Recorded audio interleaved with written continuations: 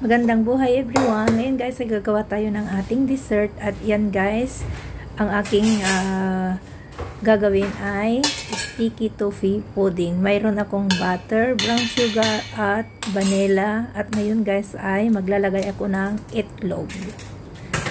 Yung vanilla guys is vanilla essence. Kaya dyan ko nilagay, kaya dyan ako nagbit guys kasi wala akong malaking bowl. At ang aking ginawa ay 2 times yung aking recipe. Kaya medyo marami. Kaya dyan na lang ako nag-mix ng aking mga ingredients. So yan guys, nire-ready ko. Ayan. Ibibit na natin hanggang makuha natin yung tamang texture ng ating pudding. Ibit lang natin ng ibit guys para maghalo lahat.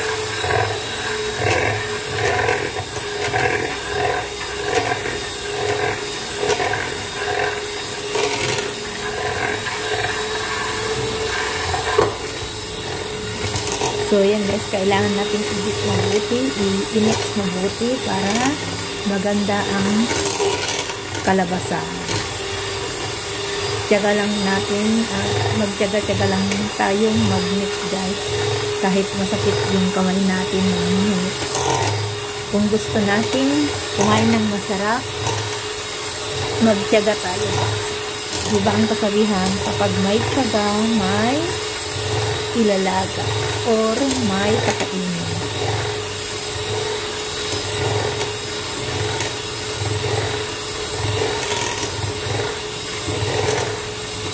So, lagi kong itong ginagawa guys kasi ito yung mga gusto nilang dessert. At hindi ko na mailagay yung aking ingredients dahil yung aking sa isa kong YouTube dyan is mayroon akong recipe nito. Kaya puntahan nyo lang ang aking video at hanapin nyo yung aking sticky baked pudding.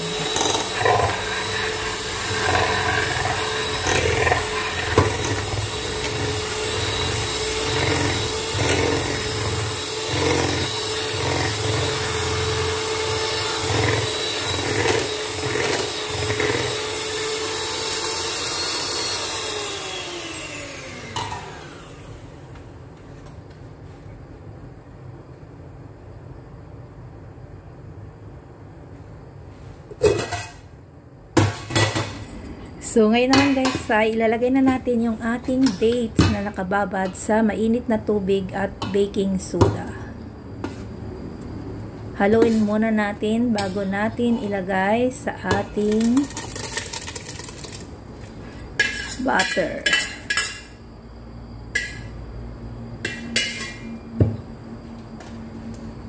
So, yan guys, ibit natin sandali.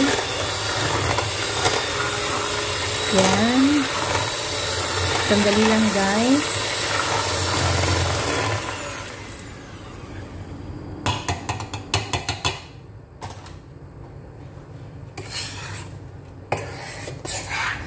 So, haluin ulit natin ng kutsara.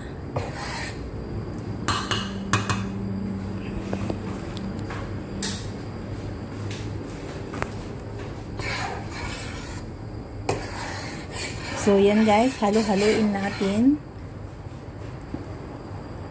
Tapos, ilagay natin yung flour. Dahan-dahan lang guys. Haluin natin sa spoon lang guys. Yan, ganyan lang ang paggawa ng aking sticky toffee cake.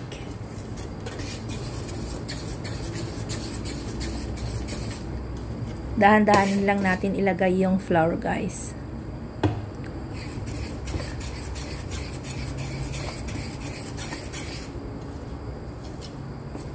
Magtiyaga tayong maghalo kung gusto natin kumain ng masarap. Ayan. Halo ng halo para masarap.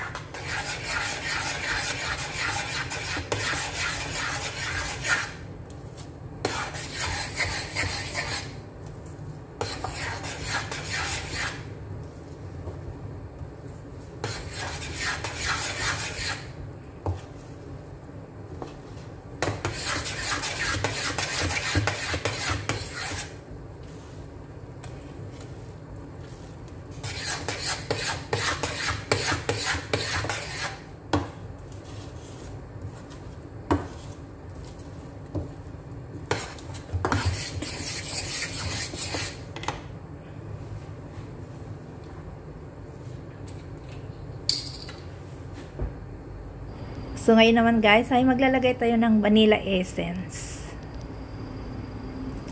Dahil dalawang 2 recipe yan guys, so naglagay ako ng 2 teaspoon ng vanilla essence. Tsaka nating haluin na naman. Halo-haluin na naman natin.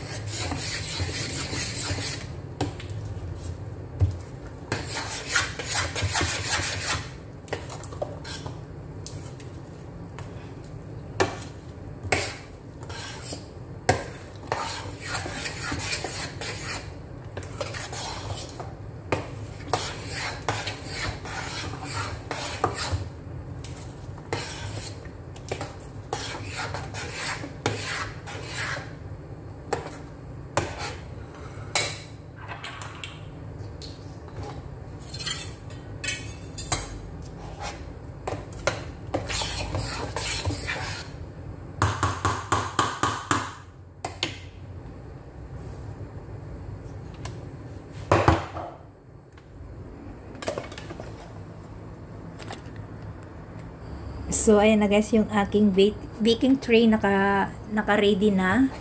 At kailangan natin maglagay ng baking paper guys, para madali nating alisin pagka luto ng ating cake.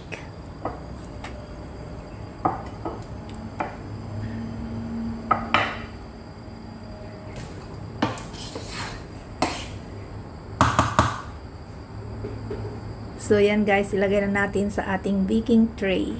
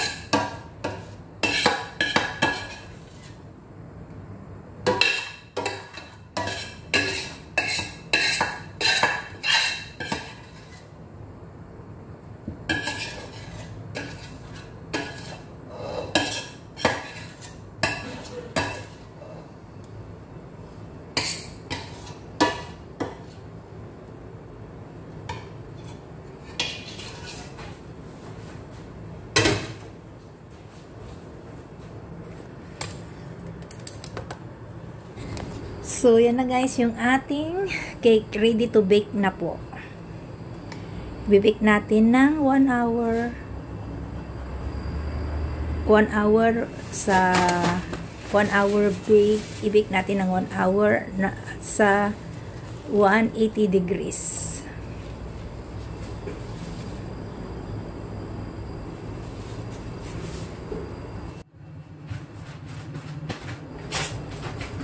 So, ngayon naman guys, ay gagawa tayo ng sauce. Mayroon akong butter dyan, vanilla essence at brown sugar at thickened cream.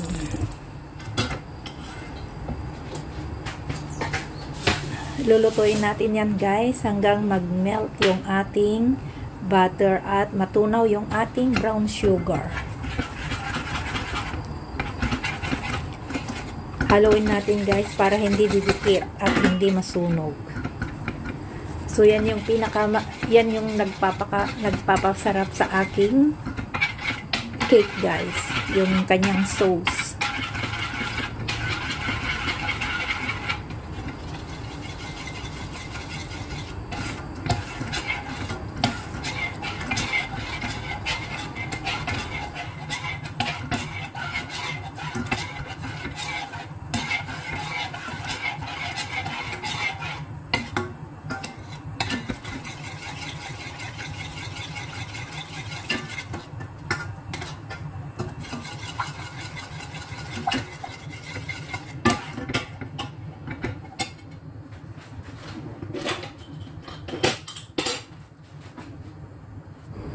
So, ayan guys, maglagay tayo ng a pinch of salt. Haluin natin. Wait. At ngayon guys, ay maglalagay tayo ng wine. Ang aking ginamit na wine guys ay Emperador. Mas masarap guys kung maraming wine para mas malasa. Yan yung ating sikreto sa ating sauce.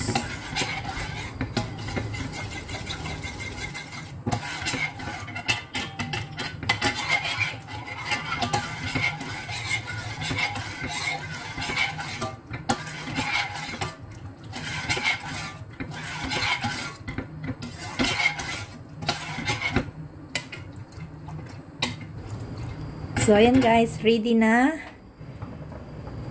At ngayon guys, ready na yung ating cake. Butas-butasan natin. Tusukin natin. Para pag maglagay tayo ng sauce ay madaling ma-absorb.